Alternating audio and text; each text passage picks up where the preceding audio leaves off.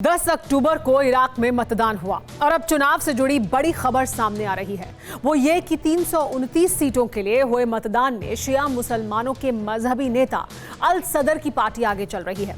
इस बात के भी कयास लगाए जा रहे हैं कि इस बार इराक में मौलाना की पार्टी सत्ता पर भी काबिज हो सकती है और कट्टर मौलवी मुक्तदा अल सदर इराक के अगले प्रधानमंत्री हो सकते हैं। यकीन मानिए, अगर इराक में इस दफा सत्ता परिवर्तन होता है तो इसके चलते अमेरिका और ईरान के लिए खतरे का काउंटडाउन शुरू हो जाएगा। आखिर कैसे इराक में मौलाना रिटर्न्स खलबली मचाएगा, देखिए ये रिपोर्ट।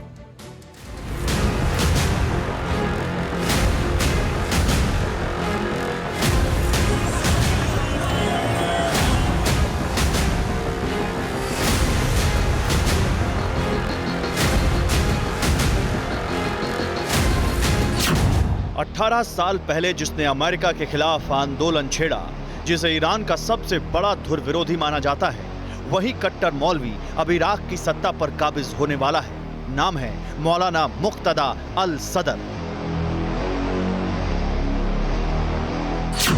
इराक चुनाव में सबसे बड़ी ताकत के रूप में उभरी मुक्तदा की पार्टी की जल्द ही ताजपोशी हो सकती है। इराक के सभी 18 प्रांतों में अल सदर के ज्यादातर उम्मीदवार आगे चल रहे हैं। इतना ही नहीं, अल सदर की पार्टी ने यह भी दावा किया है कि इराक के कुल 329 सीटों में से वो 75 सीटें जीत चुकी है। इसी ऐलान के साथ ही मौलवी के समर्थक बगदाद की सड़कों पर उमड़े और शिया मौलवी की जीत का जश्न मनाने लगे। आपको बता दें कि शिया मौलवी मुक्तदा अल सदर ने अमेरिका के खिलाफ 18 साल पहले यानी 2003 में आंदोलन खड़ा किया था, जिसे सदरिस्ट मूवमेंट नाम दिया गया। जानकारी के मुताबिक सदरिस्ट मूवमेंट एक इराकी इस्लामिक आंदोलन है जिसका नेतृत्व मौलवी मुक्तदा अल सदर ने किया। आंदोलन को पूरे इराक और शिया मुस्लिमों का समर्थन है। इसका लक्ष्य धार्मिक कानूनों और रीति रिवाजों को बढ़ावा देना है।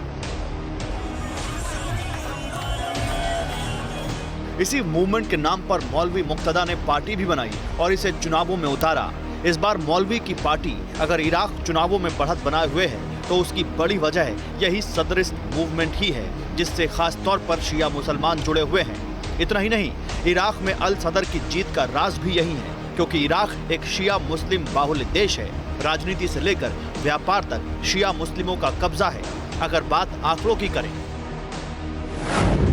तो इराक में शिया मुस्लिमों की तादाद करीब 66% है, तो वही इराक में सुन्नी मुस्लिम की आबादी 32% है, जबकि 1.5% कुर्द यानी कबीलों से जुड़े हैं।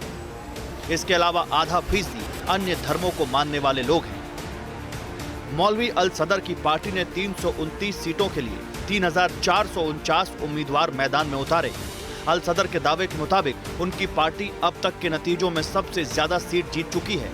हालांकि इस चुनाव में केवल 41% मतदान हुआ है और जहां तक बात इराक के पूर्व प्रधानमंत्री नूरी अल मालिकी की है, तो अल मालिकी की पार्टी को भारी नुकसान उठाना पड़ा है और इसकी वजह यह है कि नूरी अल मालिकी को ईरान का समर्थक माना जाता है, जबकि मुक्तदा अल सदर ईरान के विरोधी रहे हैं, क्योंकि अल सदर को लगता है कि अमेरिका की तरह ईरान भी उसके आंतरिक मामलों में दखल देता है और इसी मुद्दे को मौलवी अल सदर ने इस बार चुनावों में जोर शोर से उठाया। परवाह देश की, सोमवार से शुक्रवार रात 10 बजे TV9 भारतवर्ष पर।